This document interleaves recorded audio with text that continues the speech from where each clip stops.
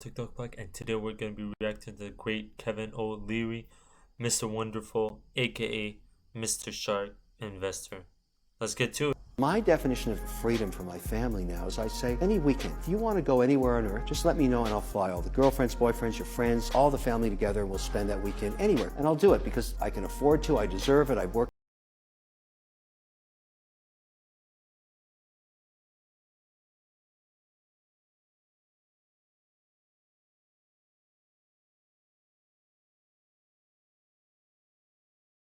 Free. I'm always about making millionaires. This is not a 9-to-5 gig. You're going to work for me. You're going to work your ass off, and I'm going to make you rich. That's the message. That's not for everybody, Vlad. I need hardcore people to compete, and it's an international competition at every level. So you got to get ready to work like that guy in Mumbai is ready to work, and he's ready to work very hard. Sometimes if people can't handle the truth and they start crying, you gotta work hard in life. That's not the first time you're gonna run into adversity as an entrepreneur, and I'm delivering you that in Shark Tank. Imagine what the real world's gonna do to you. So I tell people, stop your whining and take the hit, get up and keep going, or prove me wrong. I'm not gonna give you any money for a bad idea. Tears don't have any place in business. You think I'm gonna want to invest in you more after watching you whimper and cry? Oh yeah, that makes me feel more confident. I can't wait to give you more money. That's a ridiculous premise. Business is very binary. It's black and white. Either you make money or you lose it. The arts are chaos, and yet the greatest business leaders have somehow managed to blend the yin and yang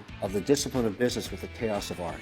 I always want to find out somebody is a singer, a guitarist, a painter, a photographer, something else that they're very passionate about, because that gives them the certain power that you don't have if all you know is business. Because you are a better creative thinker when you're dabbling in the arts, when you have something in your life that's distracting you away from the binary nature of business. That's my secret question. Listen to the mentorship you got to do more stuff in life that have had experience in their journey that's much greater than yours. I teach this at Harvard. The real world's going to chew you up and spit you out. Not all of you are going to make it. But those of you that respect experience, like the guy standing in front of you right now who's telling you this story, I know things you don't know, and the only way you'll ever get to know them is you have to experience them. And that is something somebody told me. I thought to myself, what an asshole. And here I am now saying the same thing years later to me in the past. Hire slowly, fire quickly. You want to make sure you get team buy-in to that new person that's coming in. You don't want to change the team dynamics too much. Let everybody meet them. Maybe that's going to be 4 or 5 interviews. Then bring them in for a 6-month contract. Set goals together, whatever it is going to be, and either they achieve them or they don't. At the end of 6 months, you simply do the review and say, you are so good, all the rest of the team wants you to be here. You failed to hit your mandate. We knew this going in. We were going to do a trial period. I'm sorry that happened for whatever reason. People make excuses. Compensate them well and part ways. Stop buying crap. Compensate well. Everybody's programming you to spend money. The whole idea of consumer goods and services that you need more of this stuff, to buy this stuff. That's all bad. One of the biggest spending items is clothing.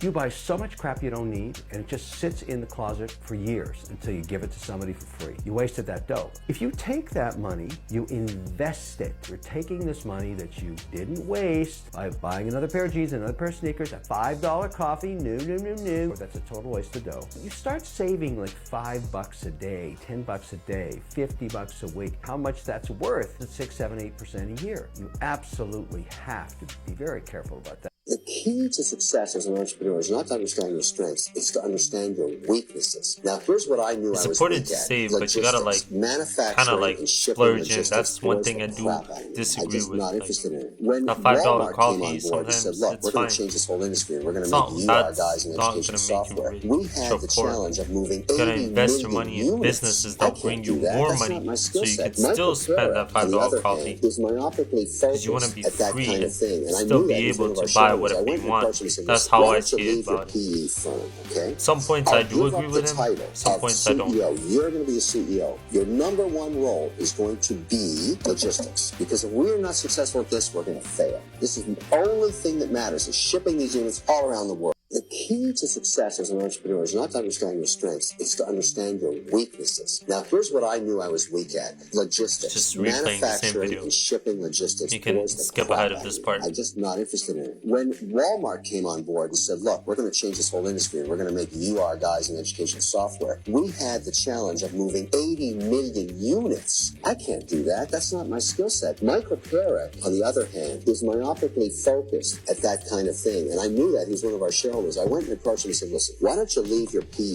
firm, okay? I'll give up the title of CEO. You're going to be the CEO. Your number one role is going to be logistics. Because if we're not successful at this, we're going to fail. This is the only thing that matters, is shipping these units all around the world. My mother used to take a third of her paycheck and put it into large cap dividend paying stocks and corporate credit back in the early 60s. And when she died, this portfolio had existed for 50 years. As an executive, the first time I got to look at it, she'd hidden it from both of her husbands. It was amazing. Dividend paying stocks and corporate credits over 50 years, you can't find an index that beats. Over the last 40 years, 71% of the market's returns came from dividends, not capital appreciation. So rule one for me is I'll never own a stock that doesn't pay a dividend. Number two, diversification really matters. So I never want to own more than 5% in any one name, and you know that really works when you go through periods like 08, 09, you have volatility in sectors.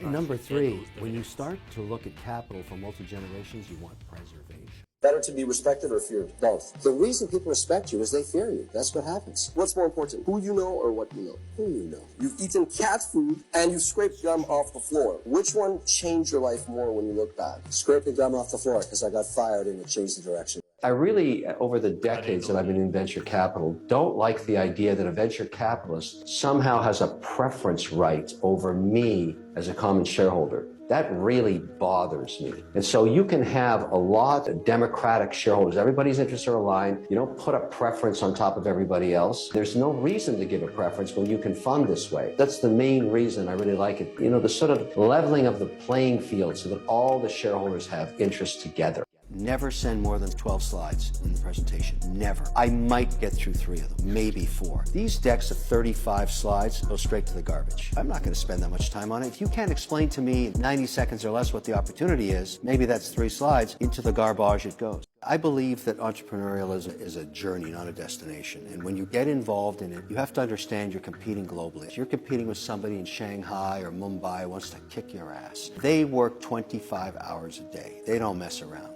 You have to have that mentality. You have to have that initiative. You have to have that almost sense of misbalance, that you are 100% dedicated to the mission, and you will be rewarded for that.